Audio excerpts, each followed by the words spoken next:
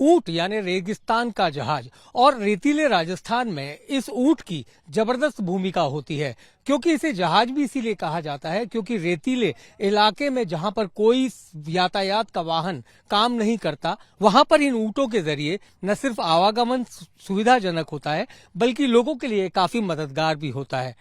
मैं इस वक्त खड़ा हूं राजस्थान के बॉर्डर सिक्योरिटी फोर्स की एक ऊंट वाले क्षेत्र को कह सकते हैं आप, जिसको कैमल बाड़ा कहते हैं, वहां पर इन ऊंटों की खासियत यह है कि इन्हें हाल ही में बॉर्डर सिक्योरिटी फोर्स में शामिल किया गया है। बीएसएफ के लिए ऊंट का अपना एक जबरदस्त महत्व है क्योंकि पूरे विश्व में अगर कोई सेना है जो ऊंट का इस्तेमाल करती है तो वो है बॉर्डर सिक्योरिटी फोर्स। राजस्थान की कई हजार किलोमीटर लंबी अंतर्राष्ट्रीय सीमा पर ये ऊंट बेहद उपयोगी साबित होता है। लेकिन मुश्किल ये थी कि पिछले करीब 8-9 साल से बीएसएफ में नए ऊंटों को नहीं खरीदा जा सका था। लगातार ऊंटों की कमी होती गई, जिसकी वजह से बीएसएफ के जवानों को सीमावर्ती इलाकों में पेट्रोलिंग में भी काफी दिक्कत आती थी। इस बीच पेट्रोलिंग के लिए दूसरे साधनों का भी इस्तेमाल करने के प्रयास किए गए, लेकिन ऊंट जितना कोई भी साधन उपयोगी साबित नहीं हुआ। अब ये वो तमाम ऊंट हैं जिन्हें अलग अलग इलाकों से खरीदकर बॉर्डर सिक्योरिटी फोर्स में शामिल किया जा रहा है। आप देख सकते हैं ये बीएसएफ के वो जवान हैं जो इन ऊंटों के साथ फिलहाल यहाँ पहुंचे हुए हैं और इन ऊंटों को लाना भी एक बहुत मुश्किल काम था। तकरीबन 250 किलोमीटर का सफर इन सभी ऊंटों ने तय किया है और इस काम में उन्हें 10 दिन लगे, यानी 10 दिन तक ये ऊंट लगातार राजस्थान के एक हिस्से से दूसरे हिस्से में पहुंचे हैं। अब मुश्किल यह है कि इस प्रकार के ऊंट जो बिल्कुल नए हैं उन्हें बीएसएफ अपने लिए कैसे उपयोगी बनाए। इसके लिए एक ट्रेनिंग का प्रोग्राम होगा और लगभग 3 महीने तक इन ऊंटों को ट्रेनिंग दी जाएगी। ऊंटों को ट्रेनिंग देना बेहद जटिल काम है क्योंकि ये संकेत समझते हैं, इसके अलावा शब्दों को भी समझते हैं। जैसे अगर इन्हें उठने के लिए कहा जाए तो इन्हें कहा जाएगा उठ, लेकिन अगर इन्हें बिठाना है तो इन्हें कहा जाएगा जय। और धीरे धीरे इन्हें एक एक चीज समझाई जाती है कि कब इन्हें पानी पीना है, कैसे इन्हें चलना है, कैसे अपने हैंडलर को पहचानना है। तो लगभग 3 महीने तक कड़ी ट्रेनिंग के बाद इन लगभग 3 दर्जन ऊंटों को बीएसएफ में शामिल कर लिया जाएगा। राजस्थान के गंगानगर, जैसलमेर, बाड़मेर, बीकानेर ये वो तमाम जिले हैं जहां पर ऊंटों के जरिए बॉर्डर सिक्योरिटी फोर्स के जवान पेट्रोलिंग करते हैं। पेट्रोलिंग के दौरान इन ऊंटों को रात के समय भी फट्टा परेड में भी काम में लिया जाता है क्योंकि ऊंट के पीछे एक लकड़ी का बड़ा फट्टा लगा दिया जाता है और उससे जमीन पर अगर कोई घुसपैठिया या किसी प्रकार का कोई षड्यंत्र करने वाला आना चाहे तो उसके पगमार्क यानी कि उसके पैरों के चिन्ह बन जाते हैं। तो बेहद उपयोगी कहा जा सकता है बीएसएफ के लिए इन तमाम ऊंटों को और इसीलिए ऊंटों की लगातार हो रही कमी को देखते हुए बीएसएफ ने यह तय किया कि कुछ नए ऊंटों को खरीदा जाए और इसीलिए इन 36 ऊंटों को अब बॉर्डर सिक्योरिटी फोर्स में शामिल किया गया है। राजस्थान के 4 जिले ऐसे हैं जो पाकिस्तान की अंतर्राष्ट्रीय सीमा के साथ लगे। इनमें जैसलमेर, बाड़मेर, बीकानेर और श्री गंगानगर, और यहाँ पर सबसे ज्यादा जरूरत होती है रेगिस्तान के जहाज यानी ऊंटों की। इस वक्त मेरे साथ बीकानेर रेंज के डीआईजी पुष्पेंद्र सिंह जी हैं जो इस पूरी ऊंट खरीद प्रक्रिया को यानी कि इन 4 जिलों के लिए, यूं कहा जाए राजस्थान बीएसएफ फ्रंटियर के लिए जितने भी ऊंटों की खरीद होनी है वो पुष्पेंद्र जी कर रहे हैं। पुष्पेंद्र जी, ऊंटों की खरीद के लिए सबसे अहम चीज क्या होती है, क्या देखते हैं आप? देखिए, जिस तरह से बॉर्डर सिक्योरिटी फोर्स में हम हमारे जवानों को सेलेक्ट करते हैं उसके लिए कुछ यार्डस्टिक होती है कि इतनी हाइट होगी मिनिमम, ये आपका बिल्ट होगा, ये आप में स्टेमिना होनी चाहिए, इतना आप जंप कर सकते हो। उसको ध्यान में रखकर ऊँटों के लिए भी हमने परचेज करने के लिए एक सिस्टम बना रखा है। उसके अंदर उसकी हाइट देखते हैं, ऊंचा जितना हाइट होगा उतना अच्छा, क्योंकि हम लोग कैमल को परेड के लिए भी इस्तेमाल करते हैं दिल्ली में 26 जनवरी में, और इन कैमल्स को हम बॉर्डर पे पेट्रोलिंग के लिए भी इस्तेमाल करते हैं। तो जो जितना बड़ा ऊंचा ऊंट होगा उतना ज़्यादा एरिया डोमिनेट कर सकते हो, पेट्रोलिंग में अच्छा रहेगा, और परेड में भी जब आप उसके ऊपर सेरेमोनियल ड्रेस लगाएंगे तो बड़ा सुंदर लगता है। और जैसे आप ये देखिए कैमल, इसका कलर देख लीजिए, ब्लैक रंग का ही है। तो ये ऐसे कैमल जो हैं जो कमांडर्स होते हैं आगे बैठते हैं, जो कॉन्टिजेंट को लेके चलते हैं उसके अंदर आगे चलते हैं ऐसे कैमल्स। तो ये ध्यान में रखकर हम लोग परचेज करते हैं कैमल्स को। सर, ऊंट की एक आयु कितनी होती है बीएसएफ के लिहाज से मैं जानना चाह रहा हूँ, और आप जब खरीद करते हैं ऊंटों की तो कितनी उम्र देखते हैं और कैसे पता चलाते हैं कि ये हेल्दी है या अच्छा ऊंट है? देखिए हमारे पास पूरी टीम होती है, वेटनरी डॉक्टर्स हमारे पास हैं बीएसएफ के अंदर, हमारे पास ट्रेन नर्सिंग असिस्टेंट है। तो ये लोग चेक करते हैं, उसके अंदर बेसिकली हम ये इंश्योर करते हैं कि जो हमारी एसओपी है उसके हिसाब से 4 साल से 6 साल का ऊँट हम खरीदते हैं। और उसमें ये कहते हैं कि भाई जिसके 2 दांत होते हैं इसका मतलब वो 4 साल वाला है, 4 से 5 साल का है। तो वो डॉक्टर्स चेक कर लेते हैं और उसके बाद में हम उसको ऊँट को खरीद लेते हैं। और ऊँट का रिटायरिंग एज जो हमारे यहाँ पे जो है, जैसे बीएसएफ जवान या बीएसएफ अफसर्स they retire at the age of 60, इस तरह से कैमल्स भी हमारे जो है उनका रिटायरिंग एज 16 साल है। 16 साल। लेकिन अगर 16 साल के बाद ऊँट हमें लगता है कि अच्छा है, अभी भी काम कर रहा है, तो उसको हम इस्तेमाल करते हैं। इस तरह से है हमारे साथ। सर कितने ऊँटों की जरूरत आपके सेक्टर में है और कितनों की कमी चल रही है, क्योंकि बहुत लंबे अरसे बाद आपने खरीद फरोख्त की है ईंटों की? देखिए ये जो कैमल्स हैं वो आप देखिए बॉर्डर पे डेजर्ट है, जहाँ पे ज़्यादा सैंड ड्यून्स हैं, जो टेम्परेचर गर्मी में बहुत हाई चल जाता है, और जहाँ पे रोड्स नहीं है, तो बॉर्डर सिक्योरिटी फोर्स कैमल्स को उसी तरह से डिप्लॉय करती है। जैसे फॉर एग्जांपल गंगानगर में है, पंजाब में ऊँट नहीं है, पर बीकानेर में ऊँट है, और जैसलमेर में है, बाड़मेर में है, रन ऑफ कच्छ में है।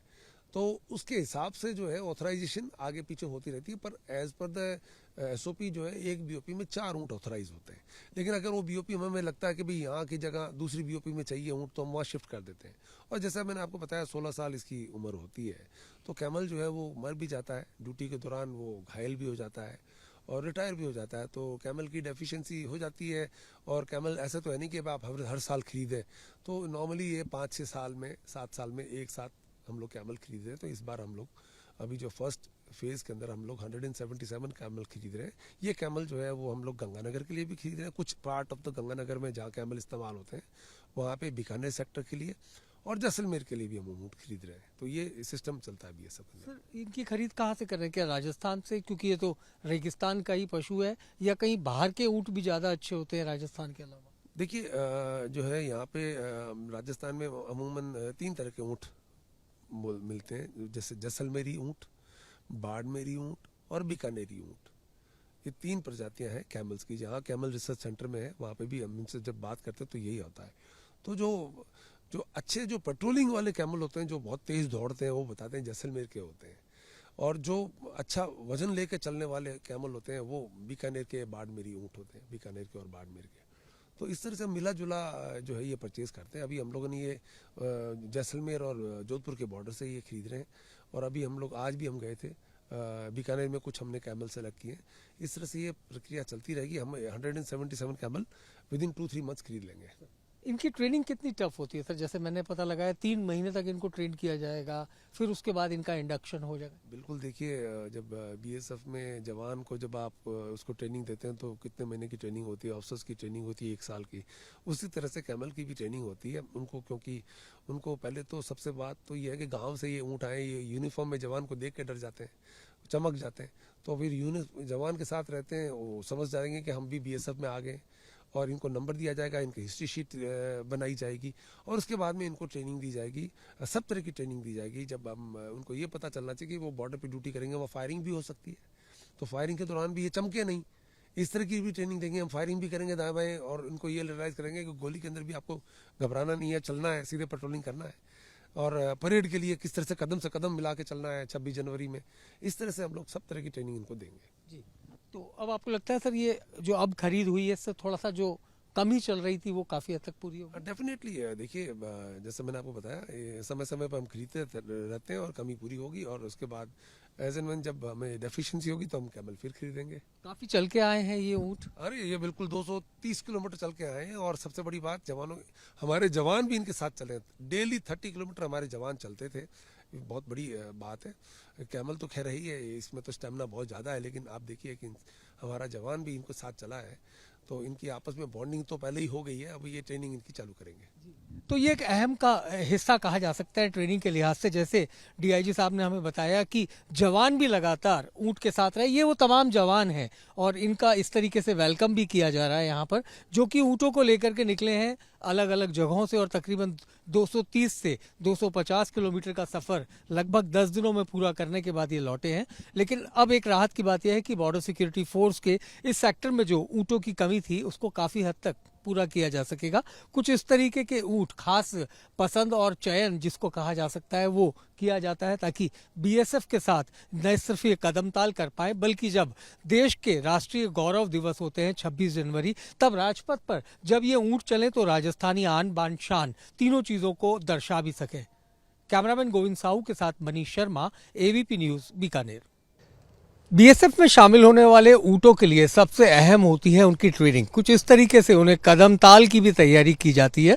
खासतौर पर जब राष्ट्रीय पर्व यानी 26 जनवरी जैसे कार्यक्रम होते हैं तब इन ऊंटों को एक साथ एक पंक्ति में एक गति के साथ चलना सिखाया जाता है और उसके लिए ये परेड की एक तैयारी सी है। आप देख सकते हैं कि एक साथ ये ऊंटों का काफिला रवाना हुआ है और खास बात यह है कि इनके जो हैंडलर हैं यानी इन्हें सिखाने वाले वो भी इन्हें समय समय पर अपनी ओर से इंस्ट्रक्शंस देते हैं। ये कुछ ऐसी तस्वीरें हैं जो ऊंटों की ट्रेनिंग की है और इस तरीके की तस्वीरें पहले कभी आपने टीवी पर नहीं देखी होंगी कि किस तरह से ऊंटों को बाकायदा एक सैनिक की तरह, एक जवान की तरह ट्रेन किया जाता है, कैसे उन्हें सिखाया जाता है कि अपने हैंडलर के इंस्ट्रक्शंस को पूरा किया जाए। ऊंट की लंबी टांगे और उसके कई दिनों तक बिना पानी के रहने की क्षमता की वजह से बीएसएफ का इसे सच्चा दोस्त माना जाता है। ये अपने हैंडलर की बातों को किस तरह से मानता है ये हम आपको बताएंगे और देख सकते हैं कि किस तरीके से एक कतार में ये तमाम ऊंट चले आ रहे हैं और यही इनकी ट्रेनिंग का हिस्सा भी होता है कि कैसे इन्हें हैंडलर की संकेत और उनके शब्दों को समझाना सिखाया जाए। ये कुछ इस तरीके से अपनी बातों को समझते हैं और उसी के अनुसार एक्ट भी करते हैं और इसी की वजह से इन्हें कहा जा सकता है बेहद अनुशासित ऊंट होते हैं। नए ऊंटों को ये एक पूरी ट्रेनिंग दी जाती है। आप देख सकते हैं कि एक आवाज पे ये तमाम ऊंट रुक गए हैं। जब इन्हें कहा जाता है कि दाहिने मुड़ें तो ये देखा जा सकता है कि किस तरह इंसान की तरह ये ऊंट भी इस वक्त पंक्तिबद्ध हो चुके हैं। गिरधारी जी हैं मेरे साथ, लगभग 25 साल से बीएसएफ में ये ट्रेनिंग दे रहे हैं ऊंटों को और इनके सिखाए हुए ऊंट राजस्थान के अलग अलग सीमावर्ती इलाकों में भेजे जाते हैं। ये कतारबद्ध ऊंट इस वक्त खड़े हुए हैं, इनके हैंडलर इनके साथ हैं। गिरधारी जी, मैं आपसे जानना चाहूंगा कि आप इनको कोई इंस्ट्रक्शंस देंगे तो ये मानेंगे अभी? हाँ, तो जो भी इनको सिखाया गया है उसी हिसाब से जो इंस्ट्रक्शन देंगे वो बिल्कुल मानेंगे जी। हाँ। कोई इंस्ट्रक्शन आप दें दाएं मुड़े या बाएं मुड़े तो ये मानेंगे? ये अभी आपके सामने ही तो बोला ना, दाएं मुड़। तो अभी कोई इंस्ट्रक्शन देना चाहेंगे आप इन ऊँटों को? अभी इनको बैठा करके सलूट मारना जी, हाँ। तो आप हमें करके दिखाएंगे ये? बिल्कुल साहब, आप दिखाएंगे। तो गिरधारी जी जो है अब ऊँटों को कुछ इंस्ट्रक्शन देंगे। जी गिरधारी जी, हम चाहेंगे आप बोल के दिखाएं कि किस तरीके से ये बातें मानते हैं आपकी। माइक लगाइए सर। एक इधर देखिएगा, आप इधर देखिएगा। हाँ, कहाँ से बोलेंगे आप? अभी ऊँटों को ये बोलेंगे? हाँ, हाँ जी, आप बताएं आपका शुभ नाम? मेरा नाम एएसआई हरचंद सिंह। हरचंद सिंह जी। हरचंद जी, किस तरीके के इंस्ट्रक्शन आप देने वाले हैं ऊँटों को? अभी इनको जैसे खड़े हैं तो इनको बैठने के लिए बोलेंगे। तो हम चाहेंगे आप करके दिखाएं हमें। पहले इनको जो हैंडलर इनको डाउन करेंगे जी। तो पहले ये हैंडलर डाउन हो जाएंगे, उसके बाद इनको बिठाएंगे, उनको बैठने का आदेश देंगे तो बैठ जाएंगे। उसके बाद में इनको जो आगे की ट्रेनिंग जैसे सलूट है वगैरह है वो कराएंगे। तो हम चाहेंगे हरचंद जी आप करके दिखाएं हमें। हाँ, ये हैंडलर डाउन। हैंडलर डाउन यानी इनके ऊपर बैठे हुए जो सवार है वो उतर गए हैं। अभी इनको बोलेंगे बैठने का आदेश देंगे ऊँट को जी। तो ये ऊँट सभी बिठा देंगे सर। अपने अपने ऊँट को बैठने का आदेश दे, बैठाओ। हाँ, एक मिनट। अभी ये सब ऊँट बिठाने का क्या हो गया इसका?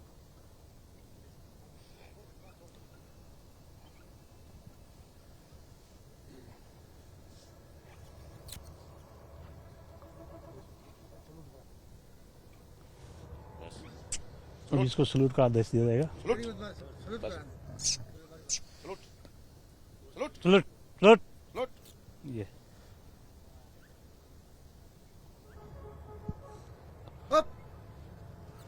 ये सलूट का ट्रेनिंग होगा जी। ये सैल्यूट किया है इसने। जी जी जी। इसके अलावा अभी इसको बिठा दो, सलूट बिठा करके ये बिठा दो सभी, अपने उनको बिठाओ, देख दो जा। अभी जय जय बोलेंगे इनको, ये इनका बैठने का आदेश है, तभी सारे ऊँट बैठ जाएंगे। और बैठने के बाद में इनको सलूट का हैंडलर कैसे ऊपर बैठता है, बैठने के टाइम क्या कार्रवाई करनी होती है, वो सारी चीजें इनको ट्रेंड है, ये सब पता है इनको जी। तो ये बैठने का संकेत था, जय जय कहा आप? जय जय कहा जी, जय बोले तो ये सब अपने, ये इनका बैठने का वो है, कोड वर्ड है, बैठ जाता है। बैठने के बाद जैसे अभी सलूट कर रहा है, सैल्यूट कर रहा है, यानी कि बैठने के बाद का सैल्यूट भी अलग होता है। अलग होता है। वो ये लाइन अप